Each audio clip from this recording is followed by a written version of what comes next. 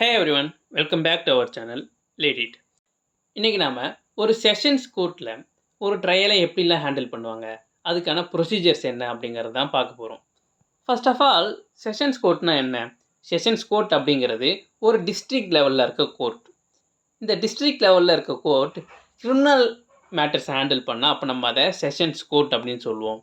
அதே civil matters handle பண்ணால் அப்போ நம்ம டிஸ்ட்ரிக்ட் கோர்ட் அப்படின்னு சொல்லுவோம். ஜென்ரலாகவே செஷன்ஸ் கம் டிஸ்ட்ரிக்ட் கோர்ட் அப்படின்னு தான் வந்து டிஸ்ட்ரிக்ட் லெவல் கோர்ட்ஸ் வைப்பாங்க.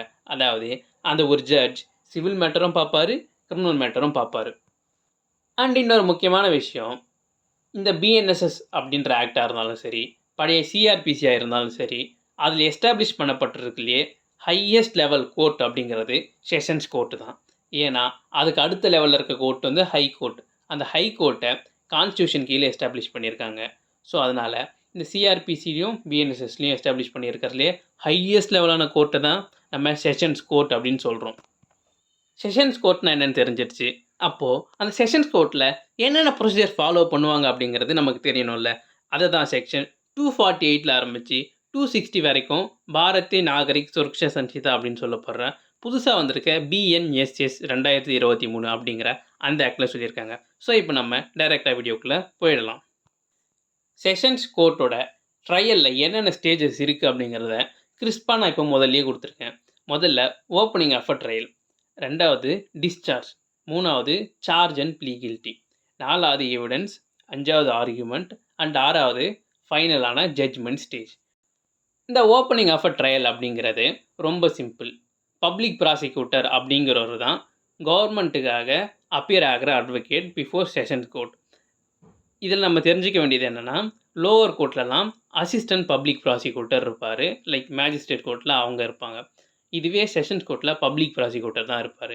ஏன்னா சிஆர்பிசி கீழேயும் சரி, இந்த புதுசாக வந்திருக்க பிஎன்எஸ்எஸ் அப்படிங்கிற எந்த ஆக்ட்லேயும் சரி, பப்ளிக் ப்ராசிக்யூட்டர் அப்படிங்கிறவர் தான் செஷன்ஸ் கோர்ட்டுக்கு முன்னாடி கவர்மெண்ட்டுக்காக ப்ளீட் பண்ணணும் அப்படிங்கிறத தெளிவாக சொல்லியிருக்காங்க. அண்ட் அவருக்கான ஒரு ப்ரிவிலேஜும் இருக்குது. என்னென்னா, அவர் தான் ஆர்கியூமெண்ட்ஸை முதல்ல ஆரம்பிப்பார், அவர் தான் வந்து அவரோட எவிடன்ஸை முதல்ல கொடுப்பாரு. இதெல்லாம் எதுக்கு கொடுக்குறாருனா, பப்ளிக் ப்ராசிக்யூட்டர் அப்படிங்கிறவர் பாதிக்கப்பட்டவருக்காக பேசுகிறாரு. ஸோ அந்த பாதிக்கப்பட்டவங்களுக்காக வாதாடுற அட்வொகேட்டுக்கு தான் வந்து முன்னுரிமை கொடுக்கணும் அப்படிங்கிறதுக்காக இந்த இடத்துல அவருக்கு அந்த ப்ரிவிலேஜை கொடுத்துருக்காங்க. ஸோ அதை தெளிவாக சொல்கிற விதமாக செக்ஷன் 248 கீழே பப்ளிக் ப்ராசிக்யூட்டர் தான் செஷன்ஸ் கோர்ட்டில் வாதாடணும் அப்படிங்கிறத சொல்கிறாங்க. அண்ட் செக்ஷன் 249 கீழே பப்ளிக் ப்ராசிக்யூட்டர் தான் இது என்ன கேஸ் அப்படிங்கிறதையும், எந்தெந்த சார்ஜெலாம் வந்து அந்த அக்யூஸ்ட் மேலே போட்டிருக்காங்கங்கிறதையும், எந்த எவிடன்ஸை பேஸ் பண்ணி இந்த அக்யூஸ்ட் வந்து அவர் கில்ட்டியாக ப்ரூவ் பண்ண போகிறாரு அப்படிங்கிறதையும் செஷன் ஜட்ஜ் முன்னாடி எக்ஸ்பிளைன் பண்ணணும். இப்படி எக்ஸ்பிளைன் பண்ணி தான் வந்து அந்த கேஸை வந்து ஓப்பன் பண்ணணும் அப்படிங்கிறத இந்த செக்ஷன் சொல்லியிருக்கு. ஸோ ஒரு பப்ளிக் ப்ராசிக்யூட்டர் இதுதான் கேஸு, இந்த எவிடன்ஸ் தான் நான் வச்சுருக்கேன் அப்படின்னு சொல்லிட்டு ஒரு கோர்ட்டு முன்னாடி சொல்லும் போதே அந்த கோர்ட்டால் டிசைட் பண்ண முடியும், இந்த அக்யூஸ்ட் வந்து இந்த ஆஃபென்ஸை பண்ணியிருப்பாரா மாட்டாரா அப்படிங்கிறத ஆரம்பத்திலேயே தெரிஞ்சுக்க முடியும். இன்கேஸ் இந்த ஆரம்ப நிலையிலேயே வந்து கோர்ட்டுக்கு தெரிய வருது இந்த அக்யூஸ்ட் வந்து இந்த தப்பு பண்ணியிருக்க வாய்ப்பே இல்லை அப்படின்னா, அந்த டைம்லேயே அந்த அக்யூஸ்ட் இந்த கேஸ்லேருந்து ரிலீவ் பண்ணிடலாம். அதுக்கு பேர் தான் டிஸ்சார்ஜ் அப்படின்னு சொல்லுவாங்க. இந்த வார்த்தை வந்து ரொம்ப முக்கியம். இந்த வார்த்தைனா டிஸ்சார்ஜ் பண்ணுறது அப்படின்னா என்னென்னா, இந்த கேஸ்க்கும் அவருக்கும் சம்மந்தமே இல்லைன்னு சொல்லிட்டு விடுறது. அண்ட் இதுவே ஃபைனலாக ஜட்ஜ்மெண்ட் வரும்போது அவர் மேலே தப்பு இல்லைன்னு ப்ரூவ் ஆனால் அப்போ என்ன பண்ணுவாங்கன்னா, டிஸ்சார்ஜ் பண்ண மாட்டாங்க, அவரை அக்வீட் பண்ணுவாங்க. ஸோ இந்த ரெண்டு வார்த்தைக்கு இருக்க வித்தியாசத்தை வந்து நம்ம தெரிஞ்சுக்கணும். இப்போது ப்ராசிக்யூட்டர் சொன்னதுக்கப்புறம் ஜட்ஜுக்கு தோணுது இந்த அக்யூஸ் தப்பு பண்ணியிருக்க மாட்டார்னா அவரை டிஸ்சார்ஜ் பண்ணிடலாம்.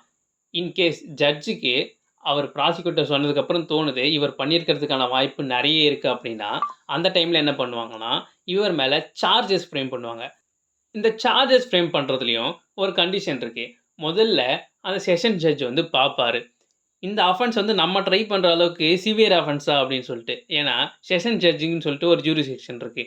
சில்ட்ர மேட்டர் லைக் வந்து ஒரு தெஃப்ட் தான் நடந்திருக்கு, ஒரு 10,000 திருடி இருக்கான் அப்படின்னா அதெல்லாம் செஷன் ஜட்ஜ் ஹேண்டில் பண்ண வேண்டியது இல்லைல்ல. ஸோ அந்த மாதிரி அஃபென்ஸாக இருக்குது அப்படின்னா அதெல்லாம் மேஜிஸ்ட்ரேட்டுக்கோ இல்லை சீஃப் ஜுடிஷியல் மேஜிஸ்ட்ரேட்டுக்கோ அவர் வந்து ட்ரான்ஸ்ஃபர் பண்ணிவிடுவார். அவர் ட்ரை பண்ணுற அளவுக்கு இது ஒரு பெரிய அஃபென்ஸாக இருந்தால் மட்டும்தான் அவர் சார்ஜஸ் ஃப்ரேம் பண்ணுவார். ஒன்ஸ் அந்த சார்ஜஸ் ஃப்ரேம் பண்ணதுக்கப்புறம் அந்த சார்ஜஸ் என்ன அப்படிங்கிறத அந்த அக்யூஸி எக்ஸ்பிளைன் பண்ணி, இந்த தப்ப நீங்க ஒத்துக்கிறீங்களா? அப்படின்னு கேட்பாங்க.